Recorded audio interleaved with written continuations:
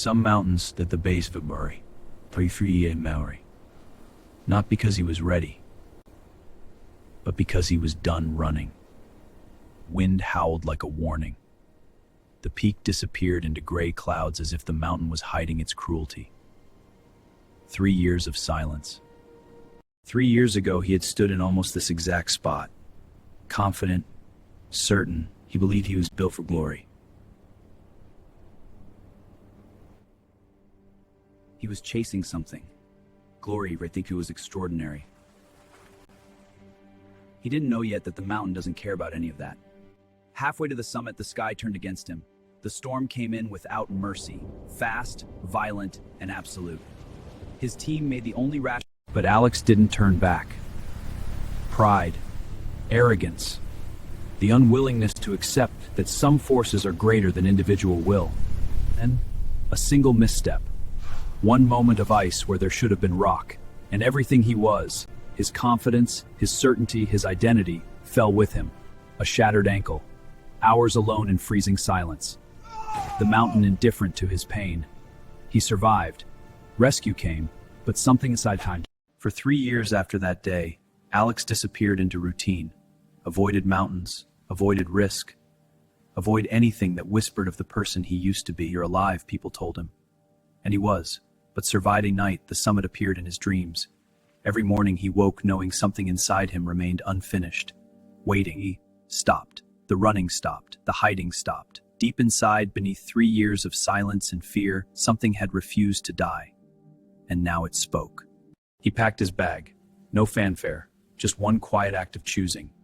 Choosing to return to the thing that had broken him, but because he was done letting one failure write the rest of his story. Came back to the mountain the same way he had made the decision. Quietly. No team, no cameras, no one watching. Just himself, the mountain, and 3 years of everything in between. Not first steps were the hardest. To crunch of snow under his boots felt like stepping back into his own past. Every gust of wind carried a voice he recognized. His own. The voices came immediately. You failed here. You're not strong enough. You almost died. He didn't try to silence. You cannot outrun the voices. You can only learn to walk with them. He climbed differently now. No rushing. No chasing. He wasn't the same man who had sprinted toward the summit driven by pride. This man moved camp. Other climbers noticed him. The quiet man who had arrived alone, who spoke little, who looked at the mountain differently than the others. Not with hunger, with something deeper. First time? No, I've been here before. Then you know what it takes. Yes, I know what it costs. He left camp alone. As he had come, the upper mountain was a different world. Steeper, more exposed, more honest. Every handhold required trust. Higher up, the air grew thinner. So did his certainty. The mountain didn't care about his growth, his pain, or his second chance. It remained what it had always been. Then the sky changed. The clouds were moving. The mountain was not done testing him. He looked up. The storm came. Not as violent as before, but enough. The wind drove snow against his face like shards of glass. His heartbeat quickened. His hands paralyzed him. Not because of the cold, because of the past. For a moment, Alex, you can't test this.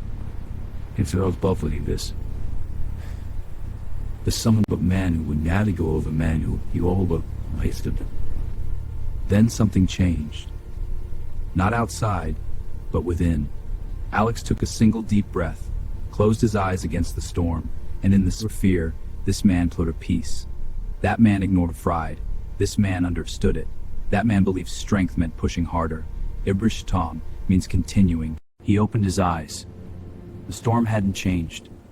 The mountain hadn't moved. Truer.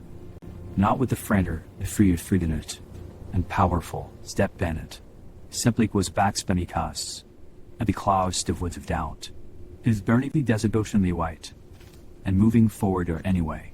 Hours passed in the storm. Or minutes. Time dissolved at altitude. But somewhere in the climb, somewhere between doubt and determination, the storm began to yield. He opened his friend, but he had. An in-reef 3 years ago. Was something quieter, truer, and far more powerful. Step by step, He didn't silence the voices, he simply moved forward anyway. And moving forward anyway is the only definition of courage that matters. Not impressive decisions, not impossible to distinguish, big moment of recognitions. For a moment he didn't move. He simply stood, staring at the place that had laid his taste that he held at present and felt, for the first time, that it might give it back. And slowly he began to move. The final steps. Not rushed, because this moment was not about speed. Not cautious, because fear no longer led him. And the summit, the place the mountain had taken from him 3 years ago, the place he had dreamed of and feared in equal measure. He stepped onto it, quietly, without fanfare, and stopped. There was no applause, no crowd, no celebration waiting, just silence, endless sky stretching in every direction. That what he had conquered today was not this mountain.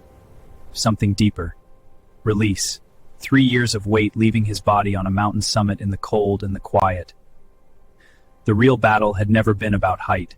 He lifted his face to the sky and felt the wind, not as an enemy this time, not as a warning, but as something old and familiar. Means stopping, healing, began trying again, with different eyes and a truer heart, as indifferent as it had always been, but less intimidating, because the real battle had never been about height or distance. It had always been about the courage to return. The Yellers den weten de lenste the fink van Fremdenskal. I didn't win because I was same answer. He always gave them the strong. I won, he would say, because I refused to let one failure decide who I become. And that is the quiet truth most people spend their whole lives almost in talent. It isn't luck. It's the simple, palling once felt like the end. Whatever mountain stands before you today, whether it's made of roof or feyend, even when fine by beheful. Never giving up doesn't mean never falling. It means getting back up with new eyes. Failure is not the end you hit into if you're a real one. If this story moved you, if it reminded you of your own courage, please give it a like, share it with someone who needs to hear it, and subscribe so you never miss a story like this. We'll see you in the next one.